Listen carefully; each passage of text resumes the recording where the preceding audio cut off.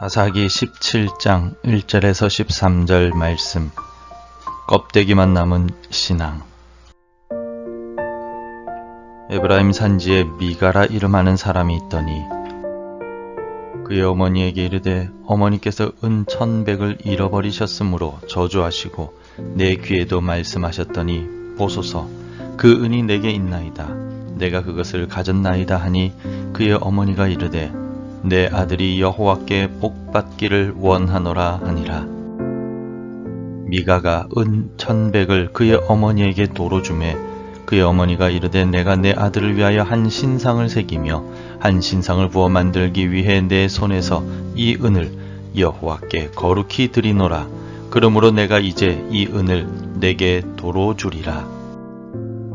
미가가 그 은을 그의 어머니에게 도로 주었으므로 어머니가 그 은 200을 가져다 은장색에게 주어 한 신상을 새기고 한 신상을 부어 만들었더니 그 신상이 미가의 집에 있더라. 그 사람 미가에게 신당이 있으므로 그가 에봇과 드라빔을 만들고 한 아들을 세워 그의 제사장으로 삼았더라. 그때에는 이스라엘의 왕이 없었으므로 사람마다 자기 소견에 옳은 대로 행하였더라.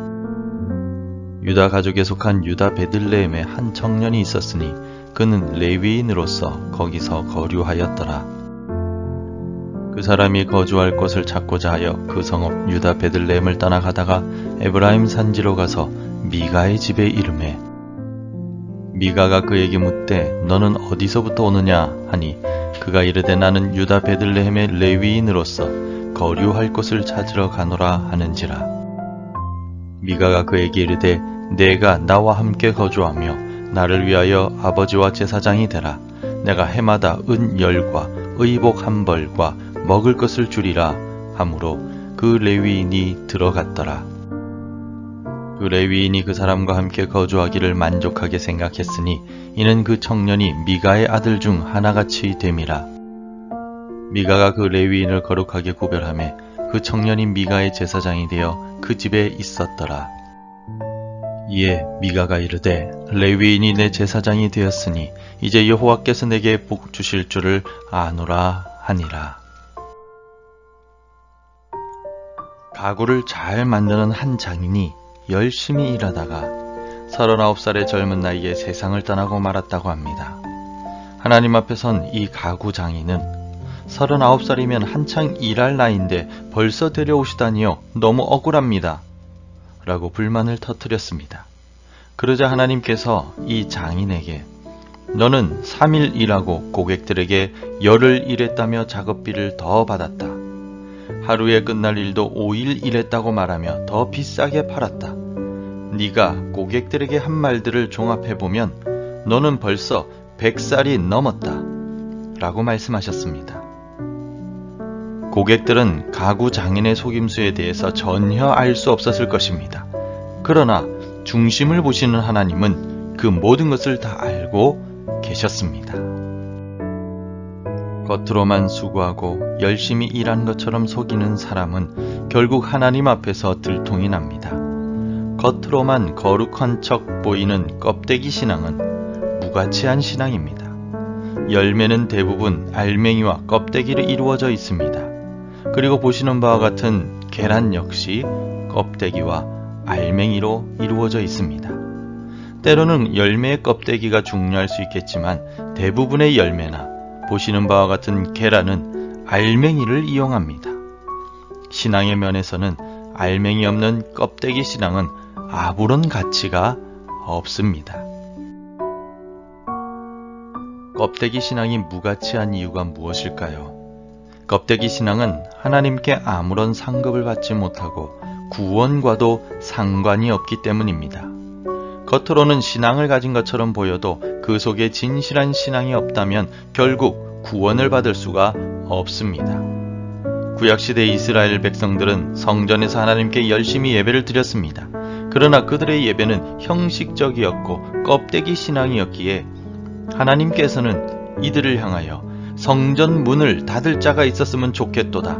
내가 너희를 기뻐하지 아니하며 너희가 손으로 드리는 것을 받지도 아니하리라 라고 말라기 선지자를 통하여 선언하셨습니다. 하나님께서 예배를 받지 아니하시는 이스라엘 백성들의 최후는 심판밖에 남지 않습니다. 껍데기 신앙은 심판만이 기다릴 뿐입니다.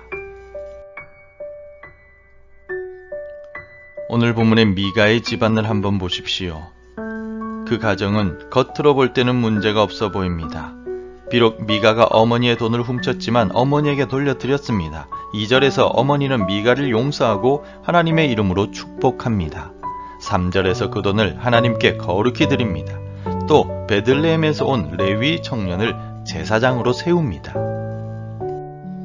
그러나 이들의 모습은 껍데기 신앙에 불과합니다. 미가의 어머니가 하나님께 드렸다는 돈은 어디에 사용되었습니까? 우상, 신상을 만드는 데 사용되었습니다. 미가는 베들레헴에서 온 레위 청년을 제사장으로 세웠지만 이 행동은 율법을 어기는 행동이었습니다. 하나님께서 모세에게 주신 율법의 말씀에 의하면 레위 지파에 아론의 자손만이 세습을 통하여 제사장이 될 수가 있었습니다. 아론의 자손이 아니라면 베들레헴에서 온 레위 청년은 제사장이 될 수가 없습니다. 또 세습을 통하여 물려받는 제사장직을 미가가 임의로 세울 수도 없습니다. 게다가 축복을 목적으로 자기 집안의 제사장으로 세웠다라고 본문은 말씀하고 있습니다. 그래서 오늘 본문은 이들의 껍데기 신앙을 6절을 통하여 설명하고 있습니다. 사사기 17장 6절에서 그때에는 이스라엘에 왕이 없었으므로 사람마다 자기 소견에 오른 대로 행하였더라. 예수님께서는 산상보훈을 통하여 남들에게 보이려는 껍데기 신앙에 대해 책망하셨습니다. 마태복음 6장 1절에서 사람에게 보이려고 그들 앞에서 너희 의를 행하지 않도록 주의하라. 그러하지 아니하면 하늘에 계신 너희 아버지께 상을 받지 못하느니라. 아멘. 여기에서 보이려고 라는 말은 헬라어 성경에 데아오마이라고 하는 단어를 쓰고 있습니다. 이 단어의 뜻은 다른 사람들에게 보이려는 목적을 가지고 행동한다 라는 뜻을 가지고 있습니다. 다시 말해서 알맹이는 없이 껍데기뿐인 의로움을 의미합니다. 이와 같은 껍데기 의를 가진 성도는 하나님께 상을 받지 못한다 라고 예수님께서 분명히 말씀하셨습니다. 예수님은 서기관들과 바리새인들이 겉으로는 아름답게 보이나 그 안에는 죽은 사람의 뼈와 모든 더러운 것이 가득하다 라고 마태복음 23장 27절을 통하여 또한 꾸짖으셨습니다. 그들은 겉으로는 율법을 지키며 거룩한 척하지만 그들의 실체는 율법과는 거리가 멀고 거룩하지도 않았다는 말씀입니다. 또한 예수님은 껍데기 신앙을 가진 서기관과 바리새인들에게 지옥의 판결을 피할 수 없다라고 마태복음 23장 33절에서 말씀하셨습니다. 껍데기 거룩함, 껍데기 신앙을 가진 이들은 결국 멸망할 수밖에 없습니다. 그러니 하나님께 상을 받고 구원의 은혜를 누리고자 한다면 신앙의 껍데기가 아니라 신앙의 알맹이를 맺어야만 합니다. 하나님은 곡식의 껍데기인 쭉정이는 결국 꺼지지 않는 불에 태우시고 알곡만을 곡간에 들이신다고 말씀하십니다. 우리의 신앙에는 알맹이가 있습니까? 우리도 미가와 그의 어머니와 같이 말은 하나님께 거룩히 바치노라 라고 말하며 행동은 그 돈으로 우상을 만드는 껍데기 같은 신앙을 가지고 있지는 않은지 곰곰이 이 새벽에 돌아봅시다. 말씀을 사모하고 기도에 힘쓰며 사랑을 실천함으로써 신앙의 알맹이를 채워가는 주님의 제자들이 되시기를 바랍니다. 기도하겠습니다. 하나님, 이 새벽에 우리가 우리 자신을 곰곰이 돌아봅니다. 우리의 신앙이 껍데기 신앙은 아니었는지 돌아봅니다. 우리의 모습이 껍데기만 의로운 척, 거룩한 척하며 살아가고 있는 모습은 아닌지 스스로 돌아봅니다. 더 이상 우리가 껍데기 신앙이 아니라 신앙의 알맹이, 신앙의 알곡을 맺어가는 주의 백성들, 주의 제자들이 될 수 있도록 도와주시옵소서. 예수님 이름으로 기도합니다. 아멘. 함께 기도해 주시기 바랍니다. 껍데기보다 신앙의 알맹이를 채워가게 도와주옵소서. 우리 교회가 진실한 복음의 씨앗을 뿌리게 하옵소서. 우리 자녀들의 앞길을 축복하시고 인도하여 주옵소서. 오늘도 말씀과 기도로 하루를 시작하시기를 바랍니다.